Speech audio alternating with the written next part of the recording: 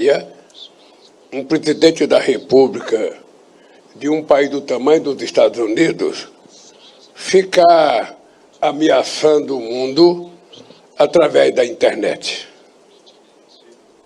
Não é correto. Sabe? Ele precisa saber que o mundo mudou. Sabe?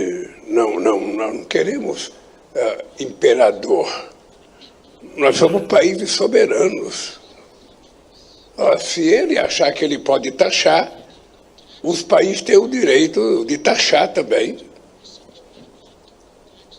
Existe a lei da reciprocidade. Eu acho muito equivocado e muito irresponsável um presidente ficar ameaçando os outros em rede. Trump క్లియర్గా ప్రపంచ దేశాలను హెచ్చరిస్తున్నారు. Bricks దేశాలను హెచ్చరిస్తున్నారు. Dollar మీద కుట్ర జరుగుతోంది అని, డాలర్ నష్టపోయే అవకాశం ఉందంటూ ఆయన భయపడ్డాన్ని ఇక్కడ మనం ఖచ్చితంగా చూడొచ్చు. ఈ నేపథ్యంలో ఖచ్చితంగా డాలర్ మీద కుట్ర చేస్తున్నారు, డాలర్ విలువ తగ్గించే ప్రయత్నం చేస్తున్నారు కాబట్టి మేము తిరిగి చర్యలు తీసుకుంటాం, ఎక్స్ట్రా 10% టారిఫ్లు మేము వేస్తాం అంటూ హెచ్చరికలు జారీ చేస్తున్నారు. మరి భారత్ సంగతి ఏంటి? మరి మీకు మంచి మిత్రదేశం కదా అని అడిగితే అందులో మెంబర్ అయినప్పుడు ఖచ్చితంగా భారత్ కూడా చెల్లించాల్సిందే అంటూ చెప్తున్నారు ఖరాఖండిగా. మరోవైపు బ్రెజిల్ అధ్యక్షుడు మాట్లాడినటువంటి మాటలు మనం చూసాం. మాకేమీ రాచరికం ఏం లేదు ఇక్కడ, పైన పెత్తందారు ఎవరు లేరు అని చెప్పి మాట్లాడుతున్నటువంటి మాటలు కూడా మనం చూస్తున్నాం. ఖచ్చితంగా ఇది మంచి అప్రోచ్, ఖచ్చితంగా ఇలాగే ఉండాలి అప్రోచ్. ఇన్నేళ్ల పాటు ప్రపంచ దేశాలను తమ ఒక నియంతలాగా వ్యవహరిస్తూ చాలా దేశాలను తమ గుప్పిట్లో పెట్టుకొని తమ మాట వినకపోతే ఆ దేశ అధ్యక్షుల్ని ఏదో ఒక రకంగా యుద్ధం చేసి కానీ, లేదంటే అంతర్యుద్ధాలు సృష్టించి కానీ, కుట్రలు చేసి కానీ, ఏదో ఒక రకంగా ప్రపంచ దేశాల మీద కుట్రలు చేసి అనేక దేశాలను నాశనం చేసినటువంటి చరిత్ర అమెరికాకు ఉంది. అలాంటి వైఖరి అవలంబిస్తూ వస్తుంది అమెరికా. అనేక దేశాల్లో అదే పరిస్థితి మనం చూసాం. ఇప్పుడు కనీసం ప్రపంచ దేశాలు సమిష్టిగా అమెరికా యొక్క ఈ వైఖరిని ఎదుర్కోవడానికి సిద్ధమవుతున్నటువంటి తీరు మనకు కనిపిస్తోంది. ఇదే ట్రంప్ భయం, అసలైన భయం ఇదే. కేవలం డాలర్ విలువ తగ్గుతుందనేది మాత్రమే కాదు, ఎక్కడ అమెరికా ఆధిపత్యానికి గండి పడుతుందో, వీళ్ళు పెద్ద కూటమి తయారైంది, వీళ్ళందరి మధ్యలో మంచి ఫ్రెండ్షిప్ కుదురుతోంది, లేదంటే బిజినెస్కి సంబంధించి డీల్స్ కుదురుతున్నాయి, మనతో బిజినెస్ చేయరేమో, మన బిజినెస్ పడిపోతుందేమో, అమెరికా తగ్గిపోతుందేమో, అమెరికా బలం తగ్గిపోతుందేమో, రేపు అమెరికా మాట వినరేమో అనేది అసలైన భయం ట్రంప్కి. ప్రపంచ దేశాలన్నింటినీ వణికించేశాను, ప్రపంచ దేశాల్లో అసలు శాంతి నేనే నెలకొల్పాను, నేను చెప్తేనే శాంతి కుదురుతుంది, లేదంటే యుద్ధాలు జరిగిపోతాయి, లేదంటే నేను వాణిజ్యం చేయను అన్నాను కాబట్టి వాళ్ళు భయపడాలి. ఇది ట్రంప్ వైఖరి ఇక్కడ. అంటే ప్రపంచ దేశాలను ఏదో రకంగా నయానో భయానో భయపెట్టి వాళ్ళని బెదిరించి కంట్రోల్లో పెట్టుకోవాలనే ఉద్దేశమే తప్ప వాళ్ళంతటా వాళ్ళు ఎదుగుతుంటే మాత్రం చూడడం అమెరికాకి ఇష్టం ఉండదు.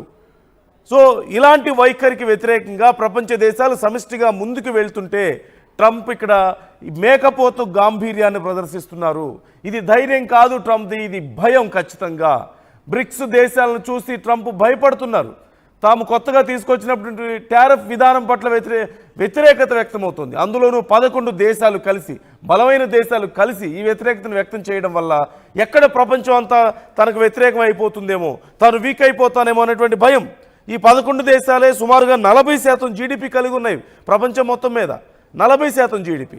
మరోవైపు 50% పాపులేషన్ కలిగి ఉన్నటువంటి దేశాలు. అంటే ఖచ్చితంగా సమిష్టిగా ఈ 11 దేశాలు ఉంటే మరిన్ని దేశాలు బ్రిక్స్లోకి రావడానికి అవకాశం కనిపిస్తోంది, అట్రాక్ట్ అయ్యే అవకాశం కనిపిస్తోంది. దానివల్ల ఎక్కడ తమ ఆధిపత్యం పోతుంది అనేటువంటి భయం ట్రంప్లో, అమెరికాలో క్లియర్గా కనిపిస్తోంది. అందుకే ఇలాంటి ప్రయత్నాలు చేస్తున్నాడు. కానీ ఖచ్చితంగా ఇప్పుడున్నటువంటి పరిణామాలు చూస్తే అమెరికా ఈ మేకపోతు గాంభీర్యానికి బెదిరేటువంటి, తాటాకు చప్పళ్లకు బెదిరేటువంటి పరిస్థితి లేదు ఎక్కడా కూడా. సిరియానే బెదరడం లేదు అమెరికాకి, ఇండియా బెదురుతుందా? సిరియానే బెదరడం లేదు అమెరికాకి, బ్రెజిల్ బెదురుతుందా? చైనా బెదురుతుందా? రష్యా బెదురుతుందా? దక్షిణాఫ్రికా బెదురుతుందా? బ్రిక్స్లో ఉన్న 11 దేశాలు ఎందుకు బెదురుతాయి? సిరియా లాంటి దేశమే అవసరమైతే తిరిగి అమెరికా స్థావరాలను ధ్వంసం చేయడానికి సిద్ధమైంది మొన్న యుద్ధం జరిగినప్పుడు. ఇరాన్ లాంటి దేశాలే ఇప్పుడు మొన్న యుద్ధంలో చూసాం మనం పరిస్థితి, సిరియాలో పరిస్థితి చూసాం. ఇప్పుడు ఒకప్పుడు సిరియా ఎంత నష్టపోయిందో చూసాం అమెరికా వల్ల. మరోవైపు ప్రపంచ దేశాలకు అర్థమవుతుంది గడాఫీని ఏం చేశారో మనం చూసాం, ఇరాక్ని ఏం చేశారో మనం చూసాం. ఆ దేశాలన్నీ కూడా కొంత అంత గందరగోళ పరిస్థితిలో ఉన్న విషయం మనకు తెలిసిందే.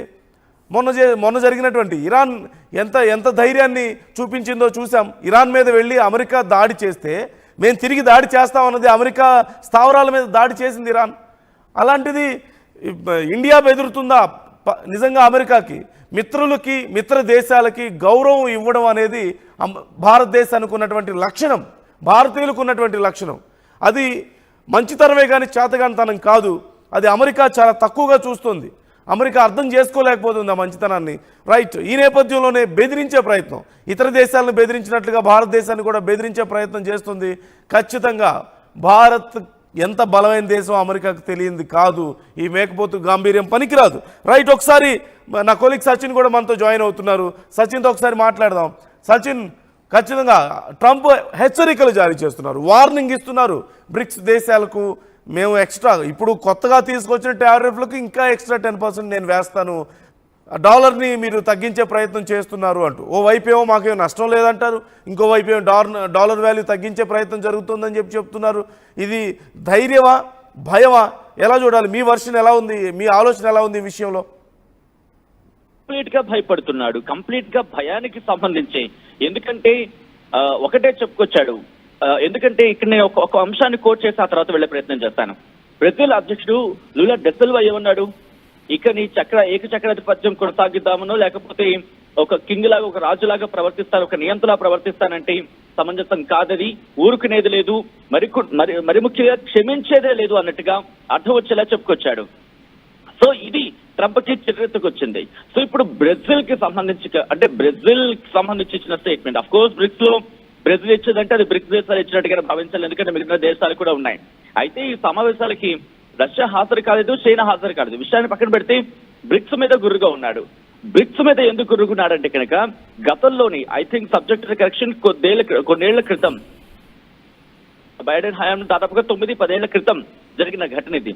అప్పుడు కూడా బ్రిక్స్ వేదికగానే బ్రెజిల్ డాలర్ కి ప్రత్యామ్నాయం తీసుకురావాలి, డాలర్ కి ప్రత్యామ్నాయం కావాలి, డాలర్ కి ప్రత్యామ్నాయ కరెన్సీ రావాలన్న ప్రతిపాదన తెర మీద తీసుకొచ్చింది. దానికి చాలా గట్టిగానే వాణి వినిపించిన పరిస్థితి ఉంది. సో అప్పుడు ఆ అంశానికి సంబంధించి గట్టిగానే చేసే జరిగింది. ఇప్పుడు ఇదే బెడత ట్రంప్ కి పట్టుకుంది. ఎందుకు? ఇప్పుడు అమెరికాకు డాలర్ ఉన్నంత కాలం అమెరికా రారాజే.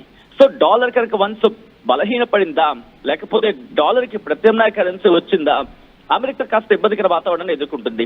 దీనికి బెస్ట్ ఎగ్జాంపుల్ నేను ఇచ్చే ప్రయత్నం చేస్తాను. భారత్ విషయంలో రష్యాకి యుక్రెయిన్ కి గొడవ జరుగుతున్న క్రమంలో, రష్యాకి యుక్రెయిన్ కి యుద్ధం జరుగుతున్న సందర్భంలో మనం రష్యా నుంచి ఆ ఇంధనాన్ని కొనుగోలు చేశాం. ఇంధనాన్ని కొనుగోలు చేసిన సందర్భంలో అప్పుడు బైడెన్ కూడా ఇలాగే మనకి సుంకాలు విధిస్తానని చెప్పి కాస్త మేకపోతు గాంభీర్యం ప్రదర్శించాడు. కానీ మనం ఆల్రెడీ క్లియర్ కట్ గా చెప్పుకొచ్చాం, మా దేశ అవసరాల కోసం మేము దిగుమతి చేసుకుంటున్నాం. బట్ అటువంటి సందర్భంలో కూడా అమెరికా బెదిరించే ప్రయత్నం చేస్తుంది. సో లొంగలేదు భారత్. సో ఈ రోజు కూడా అదే సిచ్యువేషన్. అఫ్ కోర్స్ ఇంతకు ముందు కూడా ఈ సుంకాల విషయంలో భారత్ మీద గట్టిగానే విధించే ప్రయత్నం చేశాడు.